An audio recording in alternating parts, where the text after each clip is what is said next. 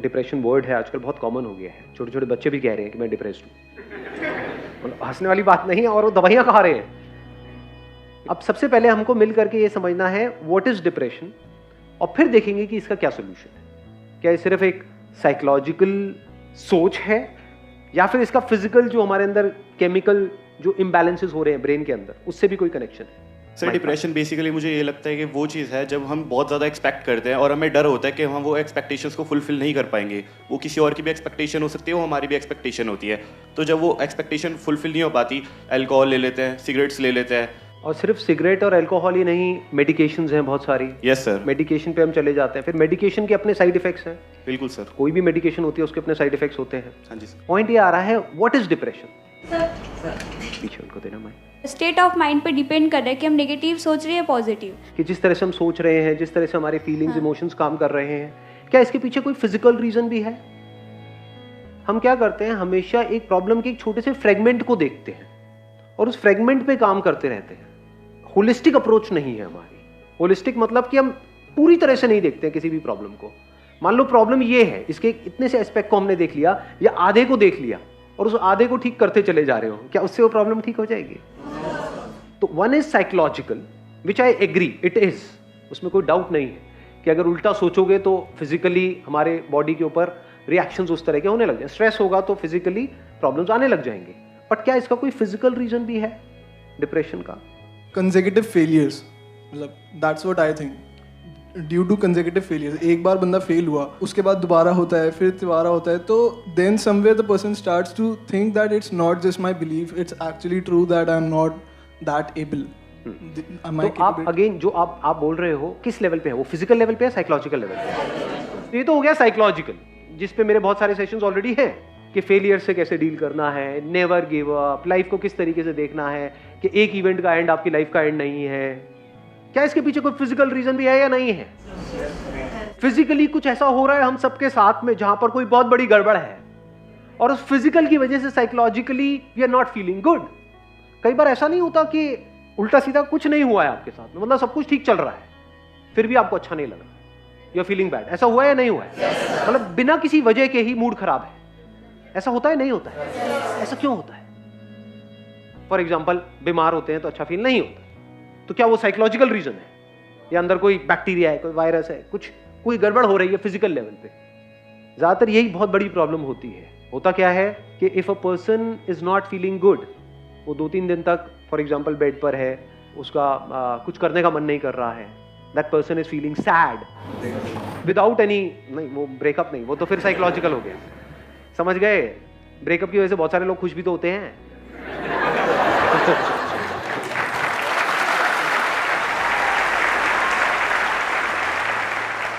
ध्यान से समझ लेना। आप किसी डॉक्टर के पास में जाओगे तो वो साइकोलॉजिकल पे ज्यादा ध्यान नहीं देगा। वो क्या करेगा, फटाफट से अपना वो निकाला, उस पर लिखा ये खा लो। तो वो किस लेवल पे काम कर रहा है, फिजिकल। और एक्चुअल में साइकोलॉजिकल लेवल पे आपको खुद काम करना होता है, कोई और आपके लिए नहीं कर सकता है। बाहर से कोई कितना भी बोलता रहे, चाहे वो डॉक्टर बोल रहा है, चाहे मैं बोल रहा हूं, चाहे कोई और बोल रहा है, इतना फर्क नहीं पड़ता है जब तक कि आपके खुद के अंदर से ना आ जाए कि मुझे अपनी थिंकिंग को चेंज करना है। तो साइकोलॉजिकली अपने आप को कैसे ठीक करना है, वो किसके हाथ में कंट्रोल है, पूरी तरह से आपके हाथ में है। पहले तो इसको अच्छे से समझ लो। जिसने सोच लिया कि नहीं अब बहुत हुआ, अब मुझे आगे बढ़ना है लाइफ में, 1 सेकंड में बाहर, मतलब 1 महीने तक बैठ करके रो रहे थे, ऐसा होता है लाइफ में, नहीं होता है। कि कुछ गड़बड़ हो गई, पड़े हुए हैं, अरे यार सब खत्म हो गया, सब बर्बाद हो गया, अब कुछ नहीं बचा है, अब तो कुछ हो ही नहीं सकता है, मेरी जिंदगी झंड है, ये सब उल्टा सीधा अपने आप को बोले चले जा रहे। एकदम से एक मूवमेंट नहीं आता है, चल खड़ा हो, आगे बढ़ यार, कोई बात नहीं, क्या हो गया, और एकदम से सब कुछ बदल जाता है। इसको बोलते हैं साइकोलॉजिकल। उस वक्त अगर फिजिकल भी जो हमारी बॉडी का जो केमिकल लोचा है वो हमारा साथ दे तो और अच्छा हो जाएगा। यही तो दवाइयां करती है, जो डॉक्टर्स दवाइयां देते हैं उससे क्या होता है, अंदर जो फिजिकल लेवल पे गड़बड़ हो रही होती है उसको वो संभाल लेते हैं, उसके भी सिम्टम्स को संभालते हैं, कॉज को नहीं। आज हम कॉज पे जाने वाले हैं। दोनों में फर्क समझ आ रहा है। कुछ सिम्टम्स हैं। सिम्टम्स क्या होते हैं फिजिकल लेवल पे, कुछ तरह के केमिकल्स हैं जो रिलीज होने चाहिए हमारे अंदर ब्रेन में। फॉर एग्जांपल सेरोटोनिन है, डोपामीन है, कॉर्टिसोल तो स्ट्रेस हार्मोन होता है बेसिकली। कुछ ऐसे केमिकल्स हैं जो रिलीज होने चाहिए, वो रिलीज नहीं हो रहे हैं। तो you are feeling bad without any reason, उसके साथ में कुछ और भी उल्टे सीधे थॉट्स चल रहे हैं तो और एक साइकिल घूम रही है, उन थॉट्स की वजह से और बुरा लग रहा है, जितना बुरा लग रहा है और थॉट्स आ रहे हैं। जब मूड खराब होता है तो कैसे गाने सुनने का मन करता है, समझ रहे हो ना क्या हो रहा है, और जितने सैड गाने सुनते हो क्या होता है, और सैड। और जब मूड बहुत बढ़िया होता है तब कैसे गाने सुनने का मन करता है, एनर्जेटिक। समझ रहे हो ना ये कैसे एक दूसरे को इंपैक्ट करता है, फिजिकल और साइकोलॉजिकल। इन दोनों को अगर हम समझ पाएं और इन दोनों लेवल्स पे अच्छे से काम करें तब जाकर के इस प्रॉब्लम का हम एक्चुअल में परमानेंट सॉल्यूशन निकाल पाए। अब इसको ध्यान से समझ लेना, मतलब फिजिकली क्या गड़बड़ होती है, कुछ ऐसे केमिकल्स हैं जो रिलीज होने चाहिए हमारी ब्रेन में, वो नहीं होते हैं, जिसकी वजह से वी स्टार्ट फीलिंग बैड। और कुछ ऐसे केमिकल्स हैं जो रिलीज नहीं होने चाहिए, फॉर एग्जांपल कॉर्टिसोल, वो रिलीज होता चला जाता है, स्ट्रेस हार्मोन भी बोलते हैं उसको। तो ये मेडिकेशंस क्या करती है, उसको ब्लॉक करती है जो रिलीज नहीं होना चाहिए, और जो होना चाहिए उसको आर्टिफिशियली क्रिएट कर देती है, वो रिलीज होने लग जाता है, तो आपको अच्छा फील होने लग जाता है, दवाई लेते एकदम से अच्छा फील होने लग जाता है। बट क्या ये परमानेंट सोल्यूशन है? बीमारी का इलाज करने के दो तरीके हैं, एक है बीमारी के जो सिम्टम्स हैं सिर्फ उसका हम इलाज करें, एक है बीमारी की जड़ को काट दें। फॉर एग्जाम्पल गाड़ी में आपके फ्यूल नहीं है और आप साइकोलॉजिकली बड़ा अच्छा सोच रहे हो, मुझे वहां जाना है, ये मेरा गोल है, ये मेरी मैं इतनी स्पीड पे चलाऊंगा, सारा प्लान बना लिया, गाड़ी में फ्यूल ही नहीं, दबाए चले जा रहे रेस। तो रीजन क्या है, फिजिकल है साइकोलॉजिकल है? फिजिकल है। ऐसे बॉडी में अगर हमारे फ्यूल ही नहीं है या फ्यूल में ही मिलावट है तो रीजन फिजिकल हो गया। मान लो किसी का पेट ब्लॉक है, 4-5 दिन से काम ही नहीं हुआ है और वो यहां पर बैठे हुए हैं, वो बैठे होंगे,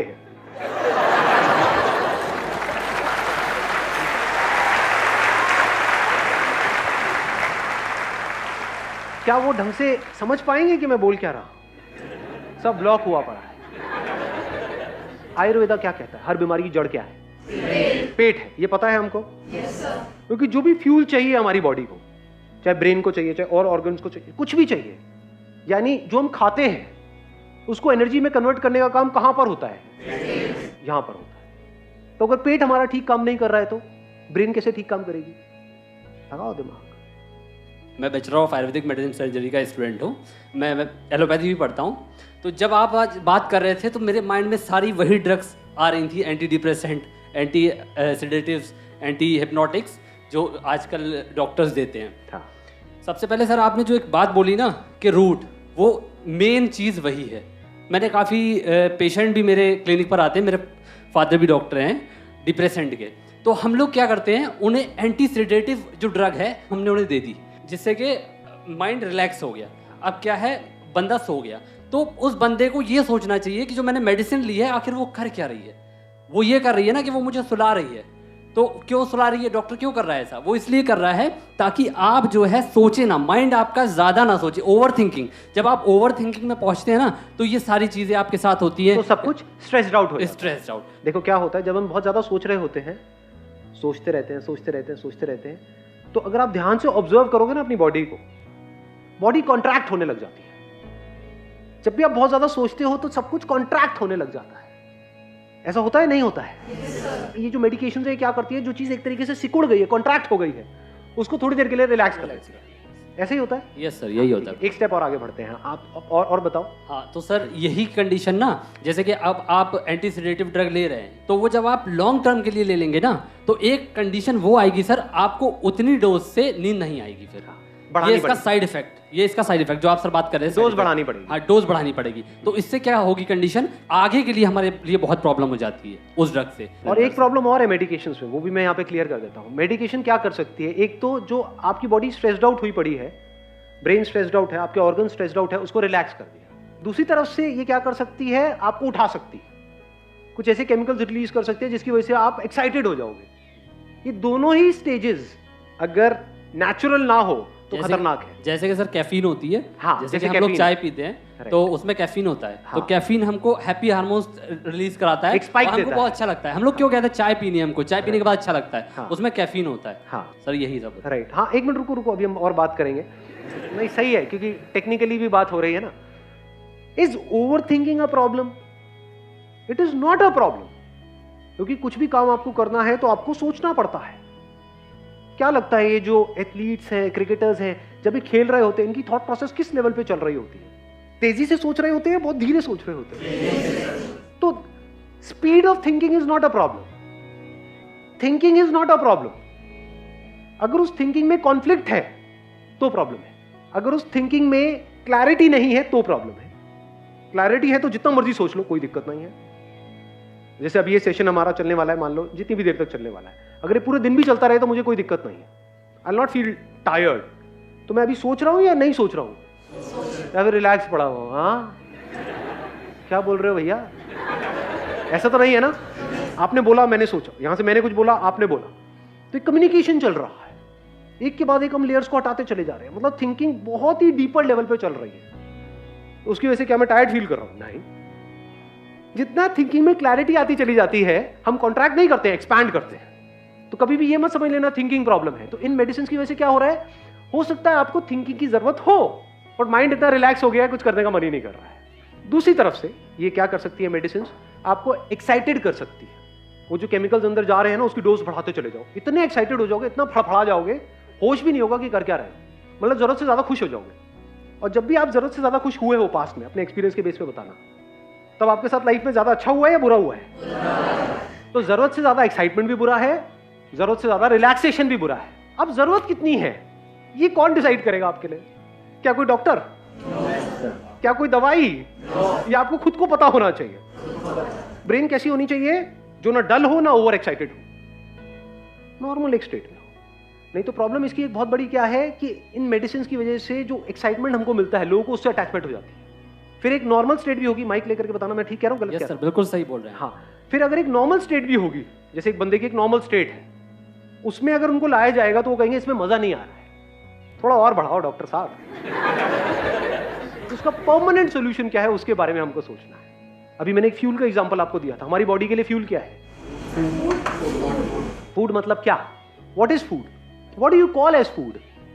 burger, pizza, what do you mean by healthy food? Physical activity से तो फ्यूल बर्न होगा, उसके बाद में हमको फ्यूल चाहिएगा। नहीं तो अगर आप फिजिकल एक्टिविटी करो और फ्यूल ढंग का ना लो तो फिजिकल एक्टिविटी भी आपके लिए नुकसान करेगी। तो अभी हम बात कर रहे हैं फ्यूल का। What is fuel for our body? जो हम खा रहे हैं सुबह से रात तक, वो पैकेज फूड जो खा रहे हैं, जो आपको बेचा जा रहा है, जो आपके सो कॉल्ड सेलिब्रिटीज आकर के एडवर्टाइजिंग कर रहे हैं, जो वो खुद नहीं खाते हैं बट आपको खिला रहे हैं, वो फूड है। पसंद क्या है, यहाँ से ऑनलाइन यहाँ से ऑर्डर कर दिया, वो आ गया, चले चले जा रहे हैं। अब फिर कह रहे हैं सर आपकी बातों का असर नहीं होता है।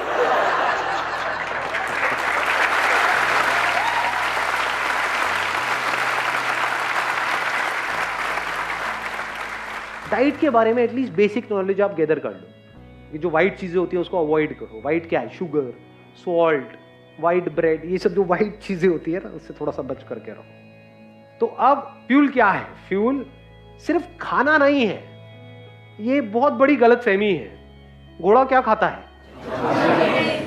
चने तो अगर हम खिला दे तो खाता है, चने कहां से खाएगा वो?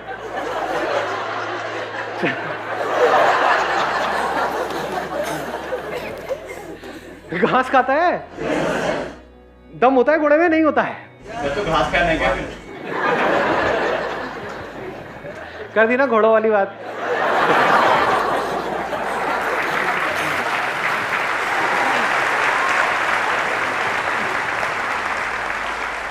अरे मैं घास खाने के लिए नहीं कह। घास में क्या होता है इतना नहीं पता है? मतलब कोई साइंस बैकग्राउंड से नहीं है? क्लोरोफिल नहीं होता है? क्लोरोफिल मतलब क्या? कहां से बनता है वो? सनलाइट से। तो इनडायरेक्टली क्या घोड़ा सनलाइट नहीं खा रहा है? सनलाइट में एनर्जी है या नहीं है? Vitamin D. अब देख लो ये क्या गड़बड़ हो रही है। सनलाइट मतलब विटामिन डी। सनलाइट का रोल सिर्फ विटामिन डी तक है, या सनलाइट के जो हजारों लाखों फायदे हैं उसमें से एक है विटामिन डी। तो फ्यूल मतलब सिर्फ खाना नहीं, that is just one aspect of fuel. धरती, जल, अग्नि, वायु, आकाश, ये 5 तरह का फ्यूल है। फ्यूल से क्या होता है? अगर फ्यूल सही जाए हमारी बॉडी में, आपको मेडिसिन की जरूरत नहीं है। If you take the right kind of food for your body, that food is medicine without any side effects. You don't need additional medicine अगर फूड को आप ठीक कर लो तो। Does it make sense? तो पहला क्या आया? धरती। धरती से रिलेटेड क्या आ गया? फ्रूट्स, वेजिटेबल्स, ये वो। दूसरा क्या है? धरती, जल। पानी की कमी हो गई तो अपने आप ही बुरा फील होना शुरू हो जाएगा। खाना उल्टा सीधा खाओगे, अपने आप ही बुरा फील होना शुरू हो जाएगा।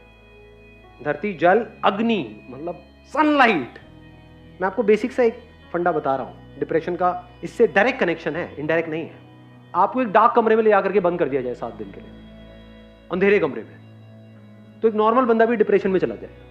और अगर आपको खुले में छोड़ दिया जाए, घोड़े की तरह, घोड़ों के साथ में, घोड़े भी भाग रहे हैं, आप भी भाग रहे हैं, और कुछ लोग अगर घास खाना चाहे तो खा सकते हैं, तो क्या होगा एक हफ्ते बाद? बताने की जरूरत ही नहीं है, ऑब्वियस है। इसके बाद कौन सा आया? वायु, मतलब हवा। हवा कैसी है हमारे आसपास में? यहाँ पे दिल्ली में बढ़िया है, पॉल्यूटेड। लास्ट क्या है? आकाश। आकाश मतलब स्पेस। आपको एक छोटे से कमरे में बंद कर दिया जाए, वहां अच्छा लगता है या खुले में अच्छा लगता है? किसी पहाड़ के टॉप पे अच्छा लगता है? तो आप कहोगे कि आप पहाड़ पे चले जाए? नहीं जी, घर पे जहां भी रहते हो, किसी अपार्टमेंट में रहते हो, उसकी छत पे तो जा सकते हो। वहां पे छत पे जा करके अच्छा लगता है। तो क्या स्पेस फ्यूल है या नहीं है? इस पे हमारा कितना ध्यान है? या ध्यान है सिर्फ और सिर्फ थॉट्स पे? नंबर 1 थॉट्स कि मुझे ये करना है, वो करना है, वो करना है, मेरे साथ ये हो गया, वो हो गया। दूसरा, अब मैं इसको ठीक कैसे करूं, ठीक कैसे करूं, ठीक कैसे करूं। I am not too sure आप में से कितनों को एक्चुअल में पता भी होगा कि हेल्थ की जो पीक स्टेट होती है वो कैसी होती है, जब बॉडी, माइंड, इंटेलेक्ट और जो हमारी बाकी की सारी एनर्जीज हैं वो परफेक्टली काम कर रही होती है। नेचुरोपैथी के कुछ सेंटर्स हैं वर्ल्ड वाइड, इंडिया में बहुत सारे हैं और बहुत ही रीजनेबल रेट पर है। कोई भी दवाई खाने से पहले डिप्रेशन एटलीस्ट 7 दिन के लिए, मिनिमम 7 दिन के लिए, 7 दिन के लिए जाओ जहां पे खाना ढंग का मिले, पानी अच्छा मिले, हवा साफ सुथरी हो, सनलाइट मिले। उसके अलावा और भी बहुत सारे वहां पे ट्रीटमेंट्स होते हैं, मिट्टी विट्टी पूरा लगा करके लिटा देते हैं कहीं पर भी। ऐसा ना हो कहीं जाओ और मैं भी साथ में, सर आप भी।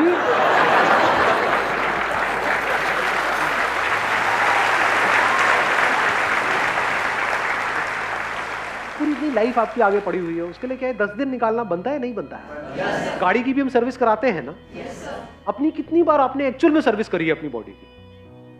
करते ही नहीं, इसकी तो कोई बात ही नहीं होती है। बात क्या होती है? टॉप करो, ये करो, वो करो। इट्स ऑल अबाउट करो करो करो करो करो। तो करके भी इन खच्चरों का कुछ होता नहीं है और रोने लग जाते हैं तो सर ये तो कर लिया लेकिन, सर लेकिन, सर लेकिन, लेकिन।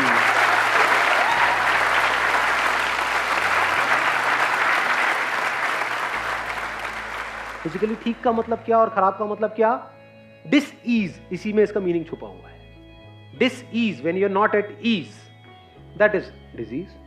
जो भी आप गड़बड़ कर रहे हो फ्यूल के लेवल पे, वो गड़बड़ करनी बंद कर दो तो बॉडी अपने आप ही एट ईज हो जाती है। Once you are at ease, mind clear हो जाता है, तब आप डिसीजंस ले सकते हो अपनी लाइफ के। और वहां पे जा करके आप ये सोच भी सकते हो कि यहाँ पे जो भी मैं अभी कर रहा हूं 7 दिन तक या 10 दिन तक या 15 दिन तक, उसको प्रैक्टिकली अपनी लाइफ में अप्लाई कैसे करूंगा अगले 1 साल तक। नहीं तो वो 7 दिन 10 दिन एक हॉलीडे की तरह हो गया, बेकार हो गया।